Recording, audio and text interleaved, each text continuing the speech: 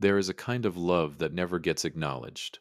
No card for it, no holiday, no moment where somebody looks you in the eye and says, "Thank you for staying." You just wake up every morning and choose it again, quietly, without applause. I did that for 14 years. And the boy I did it for looked me dead in the face and told me I was not worthy to be at his graduation. My name is Jacob Scott.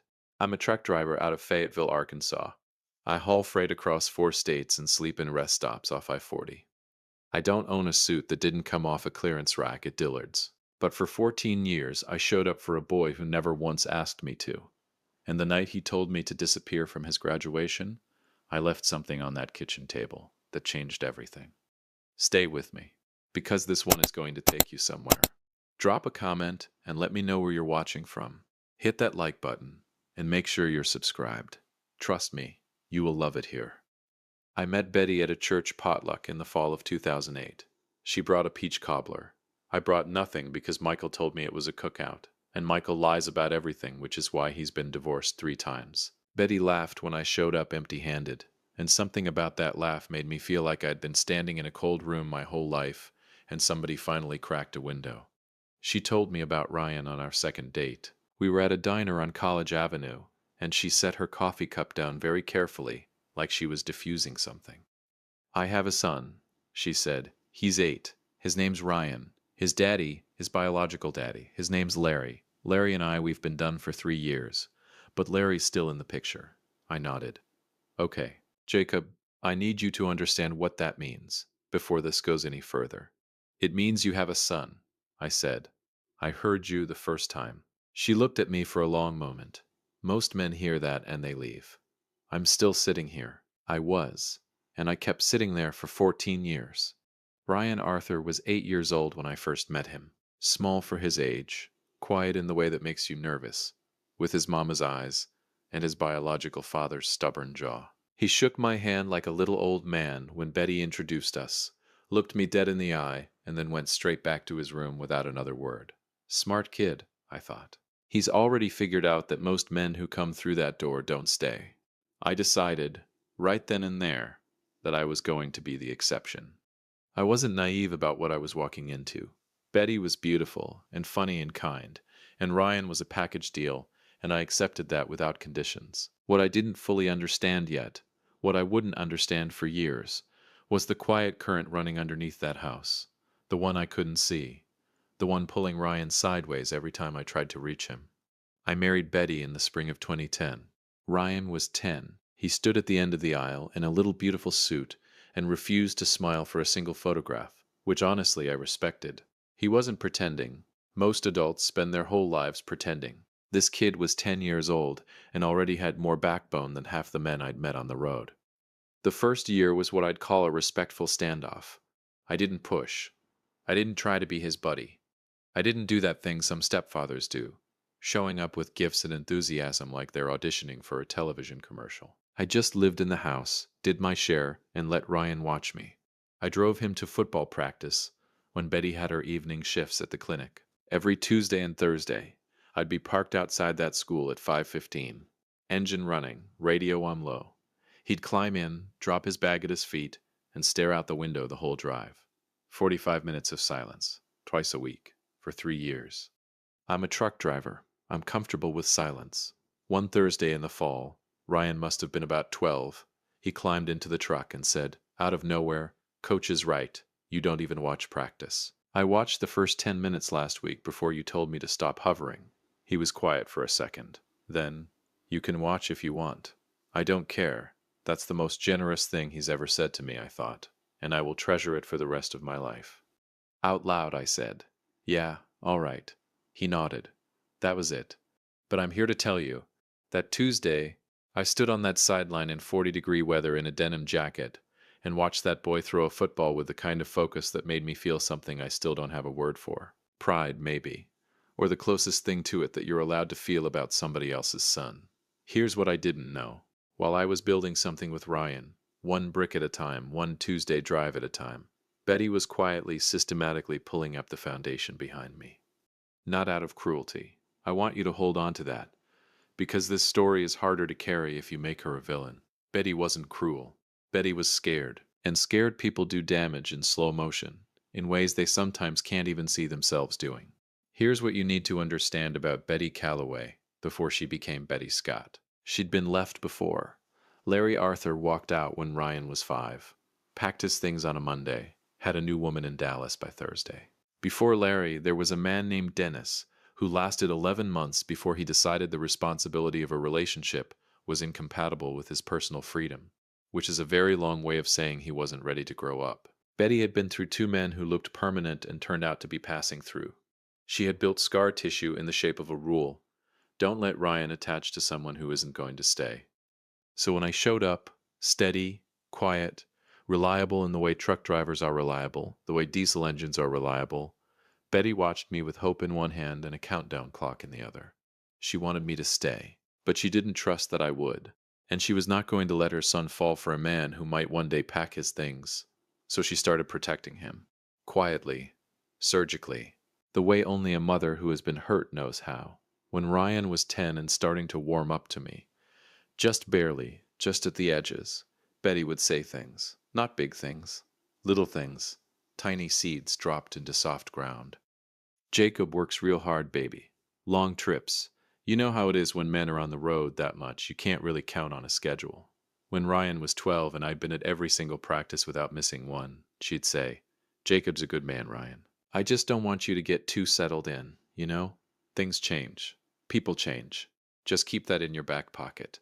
When Ryan was 15 and I heard him almost call me dad by accident one evening, and then catch himself and go red in the face, Betty took him aside that night. I don't know exactly what she said, but he never came close again. She wasn't trying to hurt me. I believe that with my whole chest. She was trying to protect Ryan from the specific heartbreak of loving a man who leaves.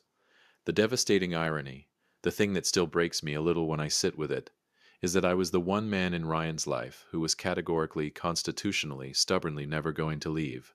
I was the permanent one, and she taught him to treat me like a temporary arrangement. Ryan grew up believing his distance from me was emotional intelligence, self-preservation. He was keeping himself safe. He had no idea he was living inside his mother's fear. I kept driving the truck, kept signing the field trip forms, kept showing up. Now I need to tell you about Tommy Hayes. Tommy Hayes and I went to high school together at Fayetteville High. We played ball, we got into trouble, we worked summer jobs side by side at a lumber yard on Dixon Street. I went into trucking after graduation. Tommy, who was always the smarter one, and who'd never let me forget it, got a scholarship to the University of Arkansas, then law school at Vanderbilt, and eventually came back to Fayetteville and built himself a firm. Hayes Greer and Associates. Family law, estate planning, civil litigation. We were the kind of friends that time doesn't erode, the kind where you can call at 11:30 at night and they pick up without being irritated about it, the kind that are rarer than people think. Ryan had been studying pre-law at the University of Arkansas. He was good, genuinely good. I knew because I'd listened to him practice arguments at the kitchen table when he thought I was just watching television. The boy had a mind built for it. He could take apart an argument the way I take apart an engine, methodical, patient, relentless. When Ryan was 19, I started talking to Tommy. Not asking, talking. I wasn't going to beg Tommy for a favor on behalf of a kid who'd never once called me anything warmer than Jacob. But I laid out the situation, told Tommy about Ryan's grades, his focus, what I'd seen of him. Tommy was quiet for a moment over his brisket sandwich. "How come you're doing this?" Tommy asked. "Because somebody should." Tommy looked at me for a long second. Then he nodded and said, "All right. When he graduates, you send me his transcripts. We'll talk." Over the next 3 years, I checked in with Tommy every few months, quietly, casually. Ryan was on the dean's list sophomore year. Ryan won a moot court competition junior year. I mentioned these things to Tommy the way you mention weather, just information, no pressure. Tommy kept nodding, kept listening. By the time Ryan was a senior, Tommy had quietly held a junior associate position open at Hayes Greer and Associates.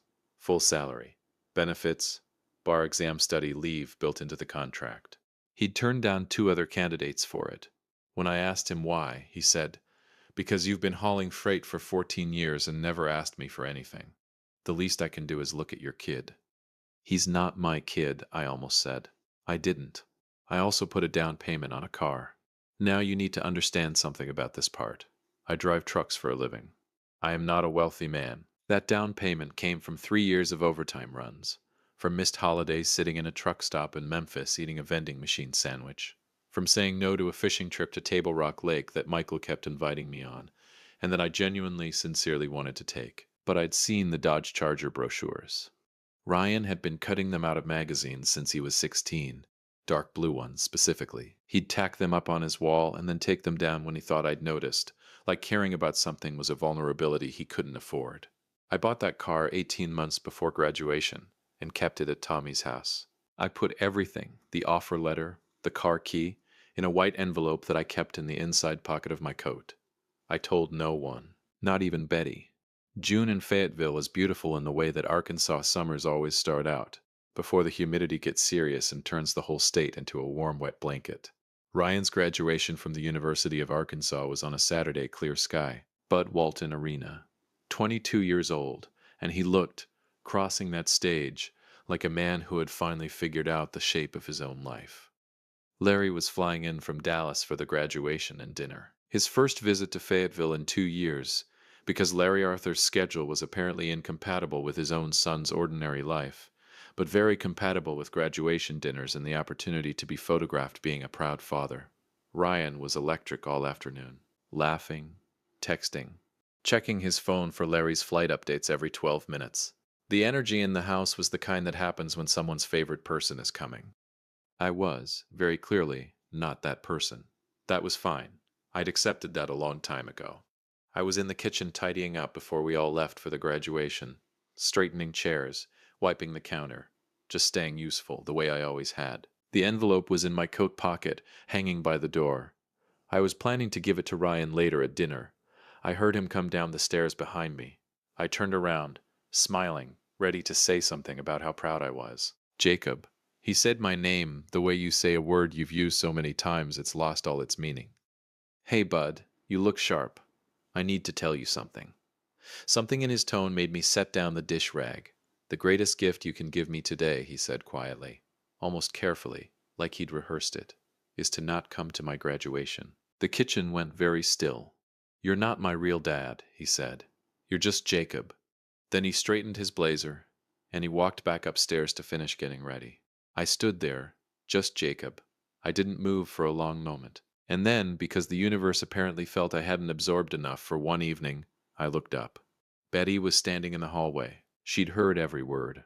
I could see it in her face. The way she'd gone very still, the way she was looking at me with something that wasn't quite guilt, and wasn't quite sorry, and wasn't quite brave enough to be either one. Our eyes met. 1 second. 2. She turned, and followed Ryan upstairs without making a sound. That was the moment I understood everything. Not Ryan's words. I'd been preparing, somewhere in the back of my mind, for Ryan's words since the day I married his mother. Kids say hard things. Kids shaped by fear and imperfect arrangements say harder things. That wasn't the wound. The wound was Betty's silence. 14 years of being the man in that house, fixing what broke, staying when it was hard, loving a child who had been quietly, carefully taught not to love me back. And she stood in that hallway and chose silence. I understood in that moment what I'd been too stubborn to fully name before. Ryan's distance wasn't entirely his own. It was planted, watered, tended by gentle, terrified hands. And Betty had stood in that hallway with a front row seat to everything she'd built, and still said nothing. I walked to my coat, reached into the pocket, took out the envelope. I set it on the kitchen table, set the car key on top, silver ring, just the one key, no fob, the way Ryan always said he'd want it, because he'd called keychains extra since he was 17. I had remembered that. I remembered everything about that boy, including the things he never knew I noticed. I placed Betty's letter beside it, open, face up. I put on my coat. I did not slam the door. I pulled it shut behind me, quiet as a man who has made his peace, and I walked to my truck. I didn't leave town. I drove out to a spot I knew about 20 minutes outside of Fayetteville, a gravel pull-off where I used to go when the house felt too small for whatever I was carrying. I cut the engine, sat in the dark with the windows down and the river moving somewhere below me in the black. I wasn't running. I just needed somewhere quiet to put my head down for a minute. If you have been listening for a while, do us one quick favor. Subscribe. A lot of people watch without ever doing it, but it costs you nothing and it means everything to us. Hit the like button while you're at it and drop your thoughts in the comments. While I sat by that spot, Ryan and Betty went to the graduation and dinner with Larry Arthur and other family members. They came home at midnight, laughing about something Larry had said. They walked into the kitchen, and then they saw the table. The light was still on. I'd left it on. The key. The 2 letters. The silence of a house missing the particular weight of a person who'd been in it. Ryan picked up his envelope first. Inside, a formal offer letter from Hayes, Greer and Associates. Ryan Arthur's full name printed at the top. Junior Associate. Starting salary. Full benefits. Bar exam study leave. A handwritten note from Tommy confirming the position had been held for 18 months. Waiting for this exact graduation. And at the bottom, in my handwriting, one line added before I left. The charger is in the driveway. The key is yours either way. So is the job. I've transferred my recommendation to Tommy directly. He'll treat you exactly as you deserve. Drive safe. Jacob. That was it. No guilt trip. No after everything I've done. No invoice for the overtime runs, the down payment, the Tuesday drives, the fever nights. Nothing that could be thrown back at me as manipulation or performance. Just the gift, delivered clean, and a door held open. Ryan set the letter down carefully, walked to the front door, opened it. The charger was there, dark blue, a single ribbon tied around the side mirror because Tommy's wife had insisted and I hadn't had the energy to argue. Ryan stood in that doorway for a long time. Betty's letter was different. Betty read hers standing at the kitchen table. She read it 4 times before her legs worked again. I know this because she told me, months later when enough had crumbled between them for honesty to finally have room to breathe. It said, Betty, I've known for a long time that you were afraid I'd leave. I understood it. You'd been left before, and you weren't going to let Ryan pay the price for trusting the wrong man again. I don't say this to accuse you. I say it because I think you need to hear that I saw what you were doing, and I stayed anyway. I stayed because I was never going to leave. Not ever. That was the one thing you were wrong about. Maybe the only thing. But it was the thing that cost Ryan the most. Ryan is 22 years old and doesn't fully know who he is yet, because you needed him not to attach too deeply to me. He deserves the chance to figure that out now. The job at Tommy's firm is real. The car is real. The key is on the table. Tell Ryan the greatest gift I could give him was 14 years of showing up when no one asked me to, and never once making him feel like he owed me for it. The mortgage on this house is paid through December. That should give you enough time. Jacob Scott Ryan sat in that Charger for a long time. He did the math. Sat in the driver's seat with the offer letter in his lap and the key in his hand, and just did the math. 8 years old when I arrived. 14 years. The drives in the rain. The fever nights. The things I'd never said and never demanded credit for. And he remembered something. When Ryan was 12, we'd been watching a football game together. One of those rare Saturdays when Ryan had allowed me to exist in the same room without making it feel like a hostage situation. At halftime, I'd said something offhand about how I wasn't going anywhere. Ryan assumed I meant I wasn't leaving for the second half of the game. Sitting in that Charger at midnight, Ryan realized I had not been talking about the game. He went inside and found Betty still at the kitchen table. He didn't scream. He's not built for tell you something. He just sat down across from her and asked quietly, "Why did you always do that? The things you'd say. About not getting too settled. About things changing." Betty tried to hold it together. She's good at that. She's had a lot of practice. But Ryan is going to be a lawyer. He knows how to wait someone out. She broke before he did. She told him. Not everything at once. She'd need months to get it all out. And even then she'd have to hand him pieces one at a time like they were fragile. But she told him enough. About the fear. About Larry leaving. About Dennis before Larry. About building a wall around Ryan's heart with her bare hands because she could not survive watching her son attached to a man who might leave. And how she'd been so convinced for so many years that I eventually would. Ryan went very quiet. He looked at her for a long moment. Then he asked one question she could not answer. Did he know? The whole time, did Jacob know what you were doing? Betty opened her mouth, closed it, because the honest answer was yes. By the end, I knew. I'd pieced it together over years of watching, the way you figure out what's wrong with an engine by listening long enough. And I had said nothing and done nothing except keep showing up. Because what was I going to do? Blow up Ryan's sense of safety? Expose his mother? Punish a child for decisions adults had made around him? No. I did what I always did. I drove to Tommy.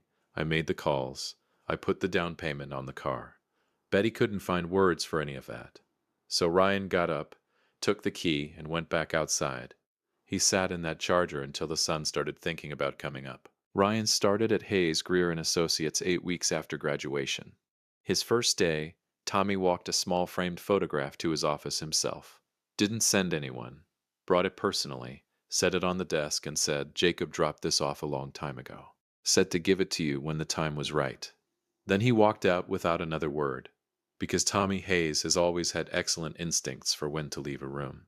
The photograph was from the Benton County Fair. Ryan at 11 years old, mid-laugh on a ride, face wide open with the kind of joy children forget they're capable of. And to the left, barely in frame, catching him in that moment without Ryan knowing he was being photographed, me, watching him with unmistakable pride.